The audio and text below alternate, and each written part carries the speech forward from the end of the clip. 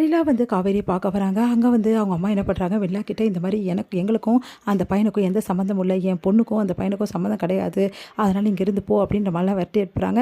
இதனால வந்து ரொம்ப சந்தோஷமடைறாங்க வெண்ணிலா. எப்படியும் விஜய் நம்மளுக்கு கிடைச்சிருவாருன்ற நம்பிக்கையில போறாங்க. இத பார்த்த காவேரிக்கு ரொம்ப டென்ஷன் ஆவுது. ஏன் அம்மா இப்படி பேசினாங்க அப்படின்னு சொல்லிட்டு மனசு கஷ்டப்படுறாங்க காவேரி.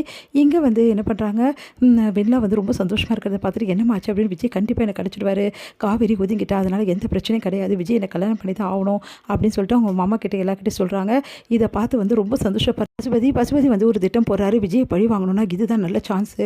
காவேரி இப்போ ஒதுங்கிட்டா வேற வழியே கிடையாது. விஜய் வந்து கண்டிப்பா வெண்லா கழுத்துல தான் தாலி கட்டி ஆகணும். அதனால வலுக்கட்டாயமா தாலி கட்ட வச்சிடலாம் அப்படின்னு சொல்லிட்டு பிளான் பண்றாரு. அதன்படி எல்லார்கிட்டயுமே சொல்லி இந்த மாதிரி கல்யாணத்துக்கு ஏற்பாடு பண்றாரு விஜய்க்கும் வெண்லாக்கும். இங்க வந்து விஷயம் தெரியாம வந்து விஜய் என்ன பண்றாரு, வெண்லாவை நம்பி என்ன பண்றாரு, கோயிலுக்கு வராரு. அப்போ வந்து வெண்லாக்கும் விஜய்க்கும் கல்யாணம் பண்ண சொல்லி வந்து எல்லாருமே வற்புறுத்துறாங்க. அதை கேட்டு விஜய் செம்மையா டென்ஷனாக எல்லாருமே போட்டு திட்டிட்டு இருக்காரு. தாத்தாவும் அங்கே வந்துடுறாரு. தாத்தா அதிர்ச்சி அடைகிறாரு. இங்கே வந்து என்ன பண்ணுறாங்க, காவேரி வந்து ரொம்ப டென்ஷனில் இருக்காங்க. இதை வந்து எப்படியாவது காவேரி இன்னும் டென்ஷன் படுத்தணும் அப்படின்னு சொல்லிட்டு என்ன பண்ணுறாங்க, ராகினி ஃபோன் பண்ணி இந்த மாதிரி விஜய்க்கும் வெண்ணிலாக்கும் கோயிலில் கட்சி கல்யாணம், அவ்வளோதான் உன் கதை முடிஞ்சிச்சு அப்படின்னு நம்மளாம் சொல்லி விட்டுறாங்க. அதை கேட்ட காவேரியால் தாங்கிக்க முடியல. நீ சொன்னதை நான் நம்ப மாட்டேன்றாங்க. நம்ப மாட்டேன் பாரு அப்படின்னு சொல்லிட்டு லைவாக காட்டுறாங்க. பார்த்தா விஜய் எல்லாருமே இந்த கல்யாணத்தில் இருக்காங்க. அதை பார்த்து அதிர்ச்சி அடைகிறாங்க. விஜய் இப்படி இந்த கல்யாணத்துக்கு வந்தார், என்ன நடக்குதுங்க அப்படின்னு சொல்லிட்டு ஒன்றும் புரியாமல் காவேரி அப்படியே ரொம்ப டென்ஷன் ஆனதால் மயக்கடிச்சு அப்படியே விழுந்துடுறாங்க. எல்லாருமே ஓடி வந்து பார்க்குறாங்க காவேரிக்கு என்னாச்சுன்னு சொல்லிட்டு. எவ்வளோ ட்ரை பண்ணி பார்க்குறாங்க, காவேரி எழுந்துக்கிற மாதிரி இல்லை. அதனால காவேரி ஹாஸ்பிட்டலில் சேர்க்குறாங்க. இங்கே வந்து விஜய் செமையாக டென்ஷனாக எல்லாருக்கிட்டையும் பயங்கரமாக கத்துறாரு. யாரை கேட்டு இதெல்லாம் ஏற்பாடு பண்ணீங்க, நான் எக்காரணம் கொண்டும் என் பொண்டாட்டிக்கு துரோகம் பண்ண மாட்டேன், என் பொண்டாட்டி தான் எனக்கு எல்லாமே. அவள் தான் வேணாம் சொல்லிட்டு, அவள் வேணாம் சொன்னாலும் உங்ககிட்ட சொன்னாலா, தேவையில்லாம் பண்ணிட்டு இருக்காதீங்க அப்படின்னு சொல்லி திட்டிட்டு இருக்காங்க. இங்கே வந்து தாத்தாவும் அவங்ககிட்ட ரொம்ப ஓவராக வந்து சண்டை போட்டுட்ருக்காரு. இந்த சூழ்நிலை தாத்தாக்கு ஒரு ஃபோன் வருது. இந்த மாதிரி விஜய் வந்து கிட்ட தாத்தா சொல்கிறாரு, காவேரிக்கு உடம்பு சரியில்லையாப்பா, ஹாஸ்பிட்டலில் சேர்த்துருக்காங்களா, என்ன ஆச்சுன்னு தெரியல, மூச்சு பேச்சு இல்லாமல் இருக்கலாம்ப்பா அப்படின்னு அதிர்ச்சி அடைகிறாங்க. என்ன இது இப்படி நடக்குதுன்னு சொல்லிட்டு எல்லாருமே அதிர்ச்சியாக பார்க்குறாங்க.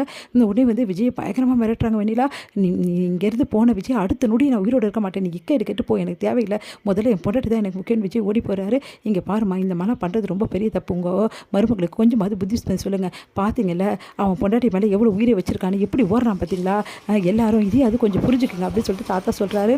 இங்கே வந்து விஜய் என்ன பண்ணுறாரு, ஹாஸ்பிட்டலுக்கு போகிறாரு. இங்கே எல்லாருமே ஒரே டென்ஷனாக உட்காந்துருக்காங்க. அதை பார்த்துட்டு என் காவேரிக்கு என்ன ஆச்சு சொல்லுங்கன்னு சொல்லிட்டு கதறி அடறாரு. வந்து எல்லாருமே அமைதியாக இருக்காங்க. அப்போ வந்து டாக்டர் வந்து என்ன ஆச்சுப்பா உங்களுக்கு அப்படின்னு, நான் காவேரியோட ஹஸ்பண்டுங்க, காவேரிக்கு என்ன ஆச்சுன்னு, நல்ல விஷயம் தான்ப்பா, காவேரி கன்சீவாக இருக்காங்க, போய் பாருங்கள் உள்ள அப்படின்றாங்க. அதை கேட்டு சந்தோஷம் தாங்கவே முடியல. நிஜமாக டாக்டர் அப்படி சொல்லிட்டு உள்ளே ஓடி போகிறார் விஜய். அப்படியே காவேரி பார்க்குறாரு. அப்படியே ஆனந்த கண்ணீரில் அப்படியே நிற்கிறார் விஜய். சந்தோஷம் தாங்க முடியல. காவேரி அப்படியே பார்க்குறாங்க. ஆமாவாடி அப்படின்றாரு. ஆமான்னு சொல்லிட்டு அப்படியே தலையசைக்கிறாங்க காவேரி. 2 பேருக்குமே அப்படியே ஆனந்த கண்ணீராக இருக்குது. அப்படியே ஓடி போயிட்டு காவேரி அப்படின்னு சொல்லிட்டு அப்படியே ஹக் பண்ணுறாரு. நீங்கள் பார்த்துட்டாங்க. உடனே வந்து குழந்தை அப்படின்னு சொன்னோன்னே அப்படியே வந்து அவங்களோட வயிற்றில் வச்சு அவரோட காதை வச்சு கேட்குறாரு, என் பிள்ளை வந்துடுச்சா, நம்மளுக்கு குழந்தை பிறக்க போகிற, ஆமாங்க அப்படின்னு சொல்கிறாங்க. உடனே வந்து நம்ம 2 பேராக இருக்குது 3 பேர் ஆகிட்டோமானோன்னே, இல்லை அப்படின்னு சொல்லிட்டு காவேரி 4க்கு விரல் காட்டுறாங்க. நீ என்னடி சொல்கிற அப்படின்னு, 4 அப்படின்றாங்க. சந்தோஷம் தாங்களுக்கு என்ன சொல்கிற காவேரி அப்படின்னு, நம்மளுக்கு ட்வின்ஸ் பிறக்க போதுங்க, இப்போ தான் ஸ்கேன் எடுத்து ரிப்போர்ட் கொடுத்தாங்க அப்படின்னு சந்தோஷம் தாங்க முடியல. அப்படியே துள்ளி குதிக்கிறாரு. 2 குழந்தையா அப்படின்னு சொல்லிட்டு அவ்வளோ உணர்ச்சி வசப்படுறாரு. அப்படியே காவேரி வந்து கட்டி பிடிச்சிக்கிறார் விஜய். இந்த சந்தோஷத்தை நீ எனக்கு அள்ளி கொடுத்துருக்க காவேரி, எனக்கு இது போதும் காவேரி, என் வாழ்க்கை நிறைவேற மாதிரி ஆயிடுச்சுடி, நம்மளுக்கு ட்வின்ஸா அப்படின்னு சொல்லிட்டு அவ்வளோ சந்தோஷப்படுறாரு.